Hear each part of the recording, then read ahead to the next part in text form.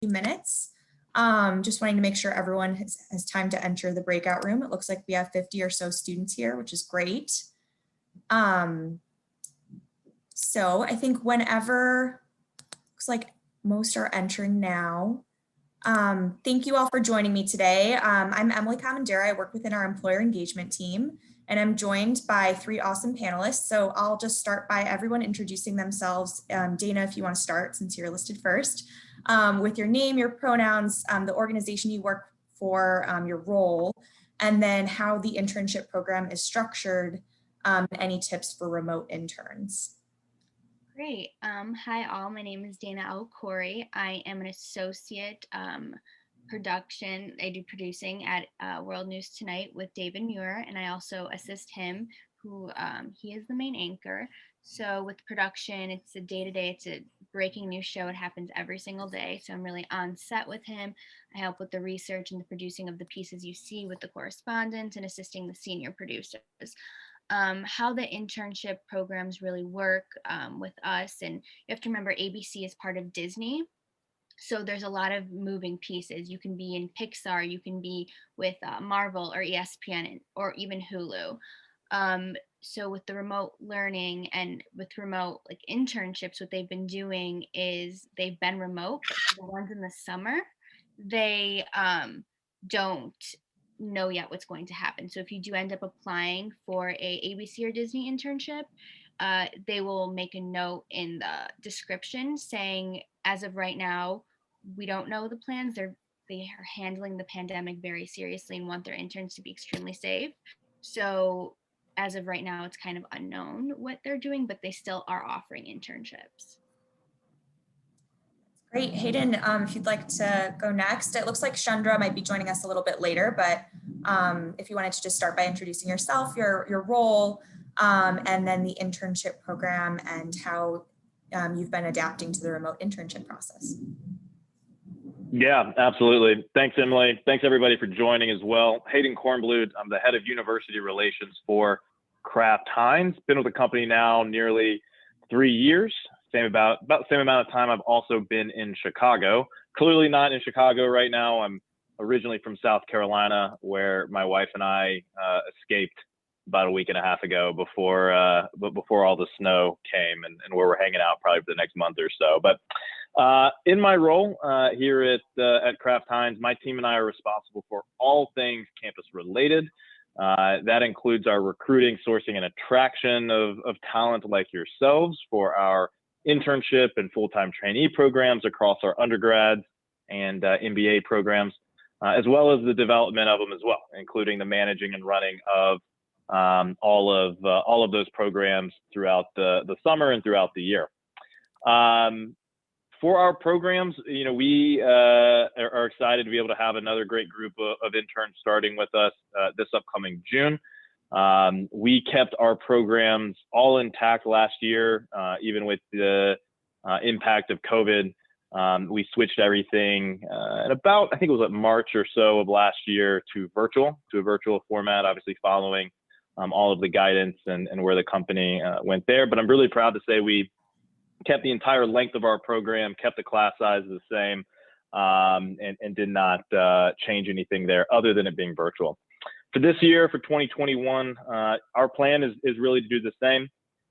We're basically planning in parallel both programs, whether it be in person or virtual, of course, depending on where we are in the world and what makes the most sense for a safe internship for us. Our program, I think we're going to get into it a little bit more, but our program in general is a 10-week program that is project-based, that assigns you to a specific function and a specific team within our organization and gives you an opportunity to work on a real-world business impact project that is something you'll be able to deliver during your 10 weeks and come away with something tangible that you actually completed. So I can talk a little bit more about the program a little bit later on as well. So glad to be here. Thanks, everybody. Perfect. And just a reminder to all students, please feel free to enter any questions in the chat. We'll just kind of kick it off with a few to get started, but please ask any questions that you have in the chat.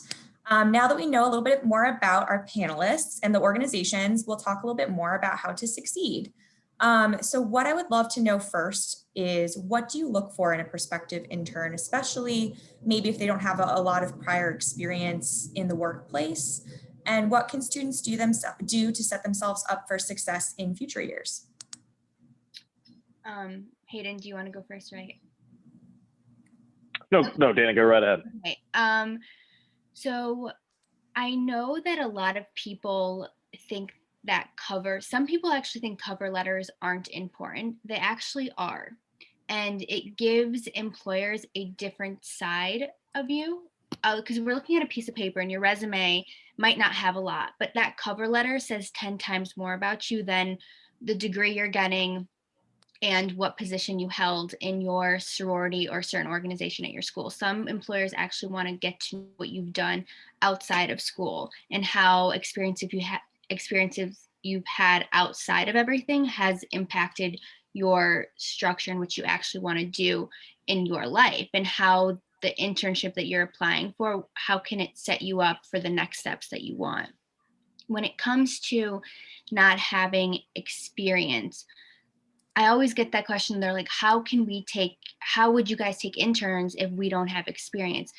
Because that's the whole point of an internship, is to give you that experience. Everyone starts off somewhere. So never be disencouraged to apply someplace just because you don't have anything. Even if the job description says you need this, this, and this, sometimes you can have an interview and you can blow out everyone else that was in front of you that might have had 10 times more experience than you. So all I can say is, if you don't have that work experience, it's fine. You can strengthen what you do in your school, whether it's taking certain classes, like, for example, journalism. If you want to be a broadcast journalist and you're applying to a reporter position, take all those like journalism classes, and the reference to be your professors. It's stuff like that, because they'll eventually ask for professional references. You haven't had an internship before, that's fine. That's why you have professors that have taught you. And sometimes your professors have a better relationship with you than you've had with past employers. So it's always important to keep those strategies in mind and never get discouraged to apply for something just because you don't have a full resume built. Yeah, I'll add on to that too. Excuse me, Dana made some great points there. I think some of the biggest ones, that I would echo, and what I tell all of my managers, all my interviewers is, look, you are all students. You've got a lot going on in your lives, so don't expect intern candidates to have 3 to 5 years of work experience. It's just not going to happen. But what you can do as students, to Dana's point, is get involved in other things, right? That can be fraternities or sororities, clubs, student organizations, volunteer work, right? Set yourself up to have responsibility, right? I think that's one of the biggest things that we're looking for. It doesn't have to be your traditional internships. Doesn't have to be fraternity, sorority. It doesn't have to be, anything that's typical. It can be a part-time job, something where you can show that you've had responsibility, been able to make an impact, and do a lot of different things. Usually clubs and student organizations are great. You can own a budget. You have to lead people. You have to manage or influence folks. That's something I certainly wish I did more of when I was in your shoes, to be quite honest. And certainly if I was in your shoes, I would not have looked at myself. So certainly, those are great areas where you can grow and develop skills that can help you in all industries across. I think, there's also when it comes to resumes, one big thing and something, a common mistake I see in resumes is that, when you put your title in those bullet points, a lot of folks just kind of copy and paste what their job description was, and it's basic things like, I was responsible for this, or responsible for that. Your resume is your opportunity to show off what you did. And it's okay, to show off. This is the right time to be able to brag about yourself, right? So be sure when you're doing that, call out those big wins, those big areas where you made impact and were able to really drive change or do something tangible. And then finally, a couple of tips that we're seeing now. Obviously, this past year, this current year, right now, we're really in virtual recruiting, right? So you see a lot of virtual interviewing, a lot of systems like Pymetrics or HireVue, where it's one-way interviewing. So I always tell people it's tough, especially the HireVue piece where it's a one-way interview. to sometimes sit there and talk basically to yourself, right? So practice, right? Practice. That's something, I know it may seem weird, but practicing with a friend, or even just practicing in the mirror, how you're going to answer questions, what you're going to say, how you're going to say it, can go quite a long way in getting you to that next interview and ultimately to that internship you want. That's some great advice. I think, with it being a virtual environment, a lot has changed. I also wanted to let everyone know as well, Chandra Johnson has just arrived, who's our third panelist. So Chandra, if you're able to just give a quick introduction about yourself, your role, the internship program at your organization, and we just dived into the first question, which is around how students can stand out in the internship application process. Absolutely. Good evening, everyone. Again, my name is Chandra Johnson, and I am with the Chicago Park District, and I manage our internship program and career development. And we have interns that kind of work with any of our 26 different departments within the Chicago Park District. One of the things that we definitely look for and we encourage is for our applicants looking for internship is to be open to all possibilities, to be open, to be adaptable, to be flexible. But most importantly, bring your creativity. If there's a particular thing that you're like, I am so good in X, Y, and Z, please share that during the interview. During the time that we are interviewing you for different positions and they say, is there anything that we should know about you? Anything, any cool features that you would like to share? Please use that opportunity. So if you are really good with drawing, graphic design, share that. Even if the position is for something else, share those little bits of gems, because it may be another project or even another department that we can refer you to. So just being open and honest and being adaptable to absorb and work with different people so that you can get the most out of your internship as well. That's great advice. We just got a question in the chat from a student about Yes. what everyone in this panel, what you like most about working for your company and what makes you stay with working for them. So what's something that really contributes to retention within your organization? I'll take that one to start, I guess. So there's a lot of things, right? I mean, I think first and foremost, I work for a food company, so certainly the food keeps me there. Some of my favorite like bagel bites and Kraft mac and cheese and Heinz ketchup. Obviously, having the opportunity as part of my day job just to test those products, which we get to do, is certainly part of it. But more so, I'd say what really attracted me and has kept me in the company is the opportunity for direct ownership and empowerment in order to make an impact in the organization. I'm someone who believes in leaving something better than the way I found it. And Kraft Heinz does a great job of giving everyone really an opportunity to take on responsibility, which, might sound a little weird, like, hey, you're doing a job, of course you're going to be responsible.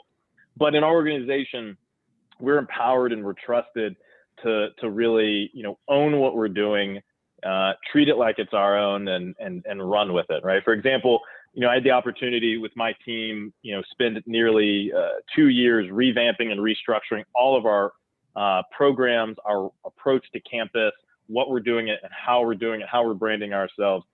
And it was something, my team and I came up with. It's something we identified as a problem state and a need. We did the research, we created the new programs, and it was something that was as simple as a presentation and a go ahead by our CEO and our executive team, and that was it. We didn't have to go through committee, we didn't have to jump through hoops. It was a matter of, hey, you see a problem, you identified the problem, you fixed the problem, you improved it. Now time to go run with it, and certainly that's something that excites me and keeps me going.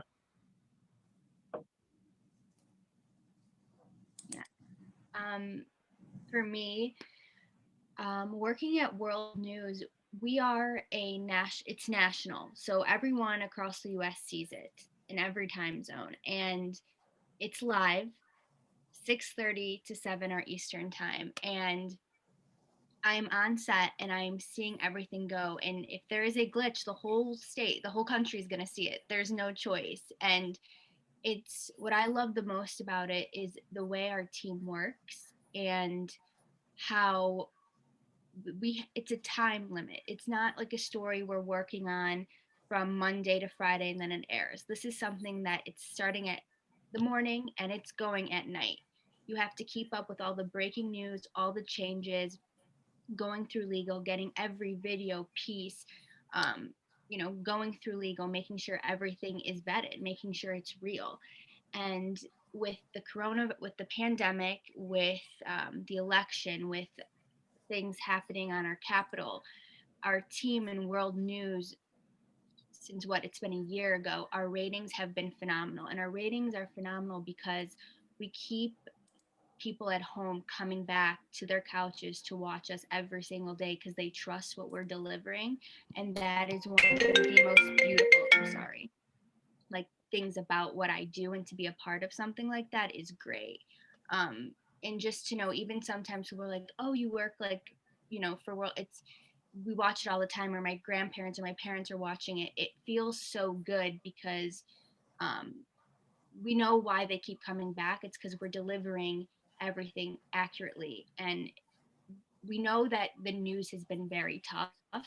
Um, and there's things that, the world is just not great right now. And we are hoping we are delivering it in the best way possible, and all the honesty and just everything. And even the senior producers and the main anchors and the correspondents, they really do care so much. And with all the research and everything that gets put on, it's a big team effort, and to just be a part of something like that is great.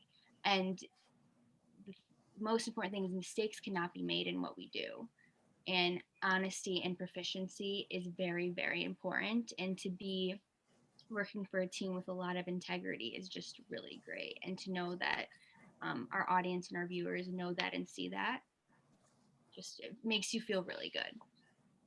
Awesome. Awesome. Well, I definitely can say one of the things that I thoroughly enjoy about being an employee with the Chicago Park District for 23 years is that we get to have fun. We get paid to play, literally. And so just the fact that the atmosphere is just so laid back, but we're still about business. We're still about customer service. We're still about providing a quality product and a great experience each and every time you come in the door, whether it's for your kids or it's that senior citizen knitting class or swim class. We want to make sure you have the best experience when you come in. And another cool thing is the fact that you are able, when I mentioned creativity a couple of minutes ago, I truly mean it. We're looking for fun, creative ways to keep engaging our patrons. And now we've just come up with something new. We don't call them customers. We used to call them patrons. We call them our guests. And it takes on a whole totally different connotation when you say that I'm having a guest over. You want to make sure you're putting your best foot forward. And you want to make sure that everything is nice and up to par when they come in. And you want to make sure that they leave with a good experience. And that's all part of hospitality as well. And so the really cool thing is that it's a culture. It's not just a few individuals that are excited about coming to work or that enjoy their job. It's the actual culture. And so when you're involved in a culture that's so nurturing and fun and everybody enjoys what they do, it really makes it a great place to work. Now, is that to say you're not going to have some bad days or where you want to go crazy? Of course you are, but the good outweigh the bad. And if you're working with a group of people, another thing with being creative, being flexible, and if something doesn't work right, go to plan B. And we're excited to go to plan B.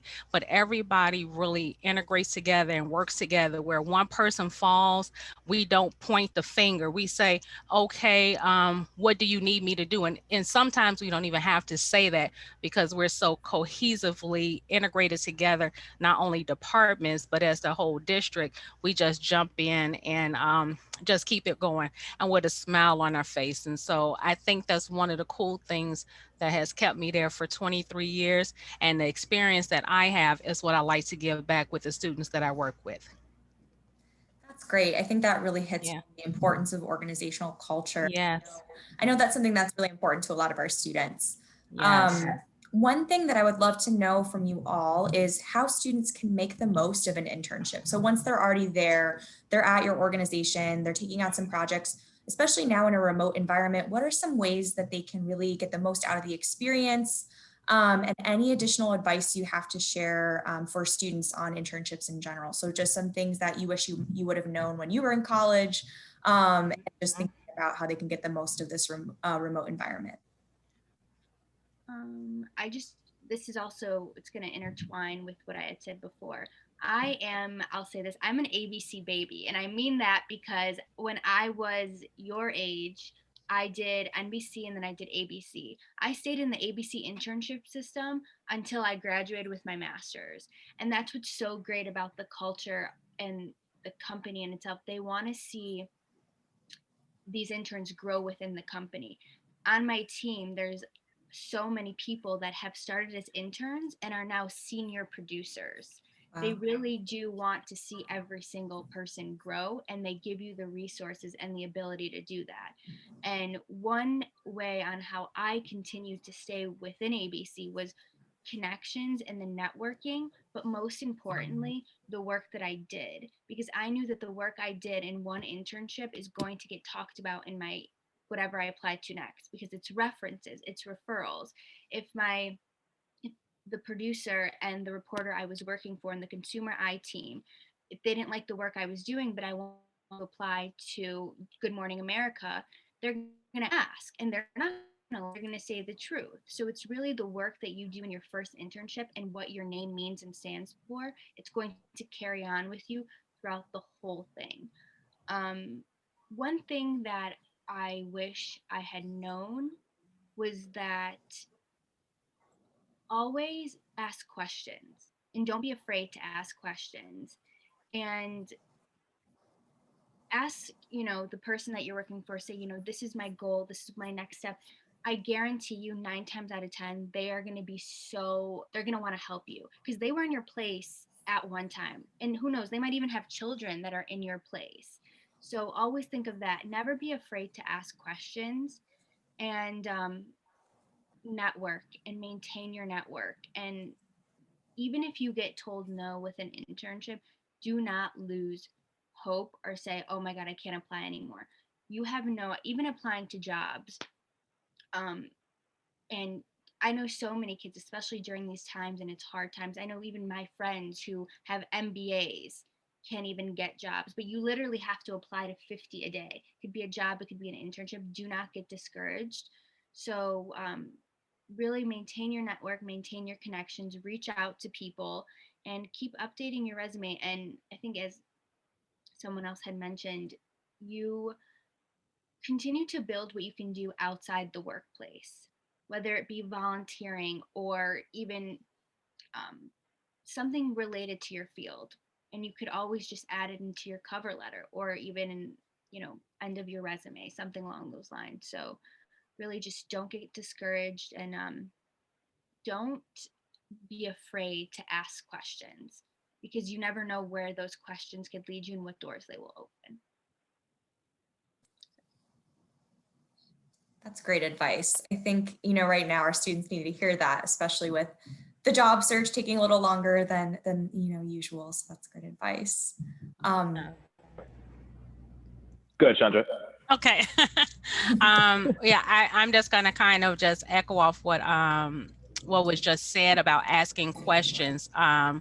Do not be afraid to ask questions. One of the things, and sometimes we have this thing, especially when we're new, the internship is the experience. It's a learning experience. So you're not going to know all the answers. You're not going to know how to work on different projects. That's what the intern experience is for, is to teach you how to integrate, teach you how to prepare for the work world. So don't think you need to have the answers. And if you have to ask a question, thoroughly think about, see if you can figure it out in the beginning. And if you can't, go and ask a question or ask a best case scenario, but definitely communication. I would definitely say one of the key things with being a communications professional myself is the ability of communication, both verbal and nonverbal. So even if it's something you don't quite understand or you don't know, and just figure out a way to communicate those things. So as the saying goes, help me help you. So make sure that you're doing that. And also, if there are additional projects, one of the things that we do, the culture that we create, is that we don't refer to the students that are working with us, we don't say interns. We say our newest member of the team. And I think making them feel a part of the organization, making them feel a part of the team, gives them a sense of empowerment. Like, I'm not just a intern, I'm not just a janitor. And we will have different sessions to say, a lot of times people would say, well, I'm just a secretary. No, you're part of the organization, you're part of our team, your role is vital. And so making them feel a part of the team from day one. If I go to an executive meeting, the latest members of our team are going to that meeting as well, because again, it's a learning experience. And so we want them to absorb everything. The experience is not to make just our jobs easier, it's to show them the ropes, to pay it forward, to show you this is the process. And in the end, make sure that you're taking notes as you're on this learning experience, this journey. Please keep a notepad with you. And as you're doing different projects, take down different notes. One of the things that I encourage all the students, as soon as they begin, is to purchase a notepad. Have all of the questions, write them down. If you're working on different projects, take notes as if we're explaining, we're having communication, take down those key notes. And then if you refer back to those notes and you don't see the answer therein, then you can ask those questions, and then you know how to formulate the questions. So communication is key, and using those communication tools like writing things down, taking good notes, and don't be afraid to be vulnerable. Don't be afraid to say, oh my gosh, I'm getting ready to ask a dumb question. Ask the question. We rather for you to do it correctly and learn how to do it correctly so that you're prepared for the work world. I'll just add on to both what Chandra and Dana said, right? I mean, to me, I've had the opportunity to build a couple of programs, couple intern programs at a couple of companies now. And when I look at it, I think of three things. I think of education, experience, and exposure. And so to have a successful internship, you need to learn something, you need to do something, and you need to build a network, right? So at the end of the day, that's what you're focusing on. To Chandra's point, it is about education. It is about making an impact. It's about having something tangible that you actually achieved, that you actually did. I remember from my past internship, being able to go back to class that senior year, go into my marketing class and say, here's what I actually did. Go to my HR class. Hey, here's how this actually happened, and be able to talk to it. Brings me to my next point, which is my piece of advice.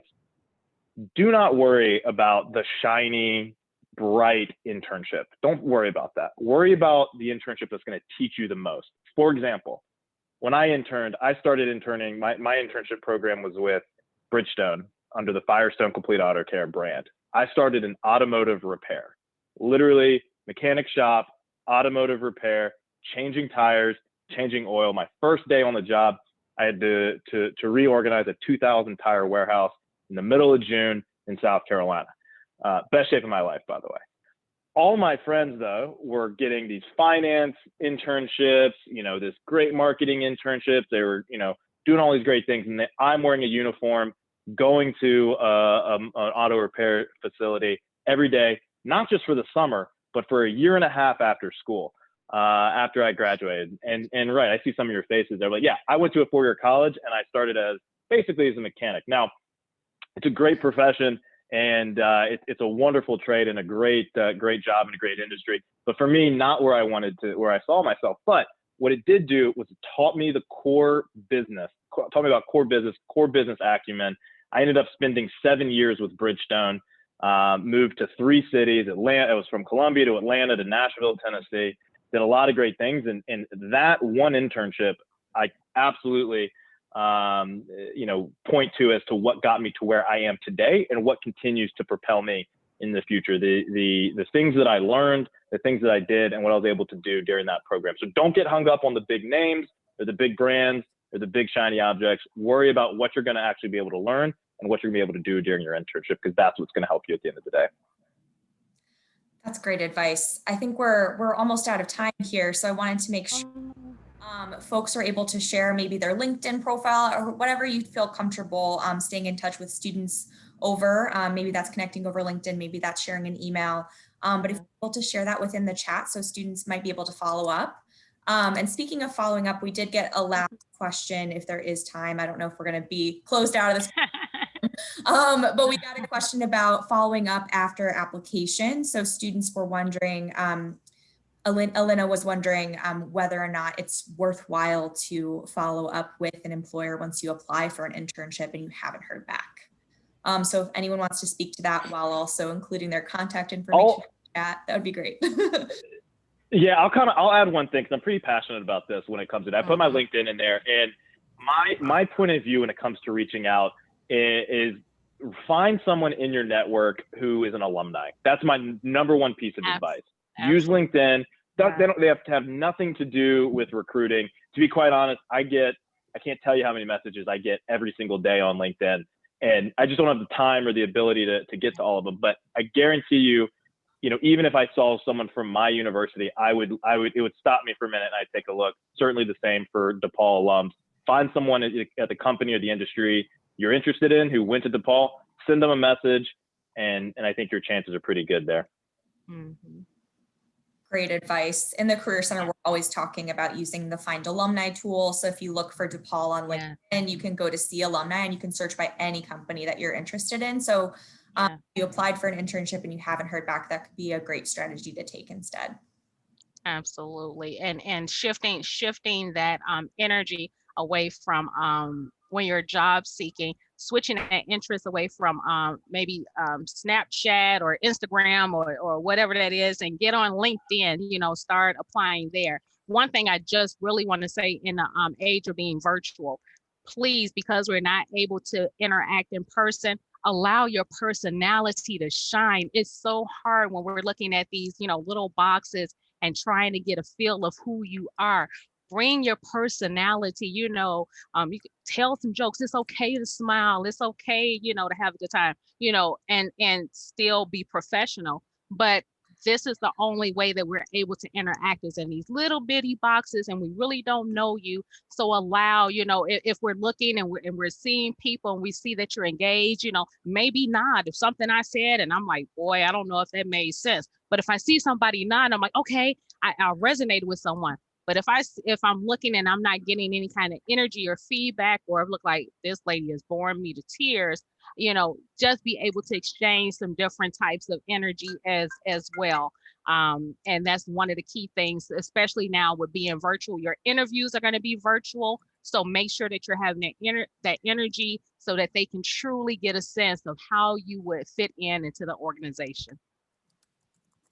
Just one final note, if you connect to someone on LinkedIn and let's say they can't help you, I guarantee you they will direct you to the right person that can help you. So going off, I think what Hayden said, that you go off your alumni, and if you reach out to your alumni, I guarantee you, if it's a completely different department, they'll direct you into the right department. So literally shoot your shot. Perfect. Yeah, it's never it's never a bad idea just to reach out and see how that goes. Also, yes, just a note in the chat, make sure to check out Alumni Sharing Knowledge as well. That is a great database of all of our DePaul alumni and a great place to start with doing that initial outreach while you're internship searching.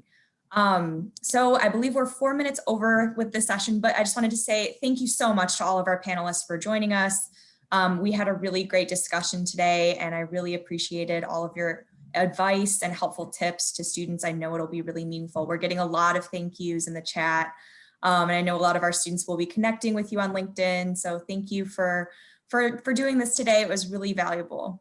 Sorry for being late, everyone. Some technical difficulties. Sorry, but No it was problem. a pleasure. It was a pleasure to speak with you all. So I hope that I said something that, stuck with you. So best of luck to you all. Thank you.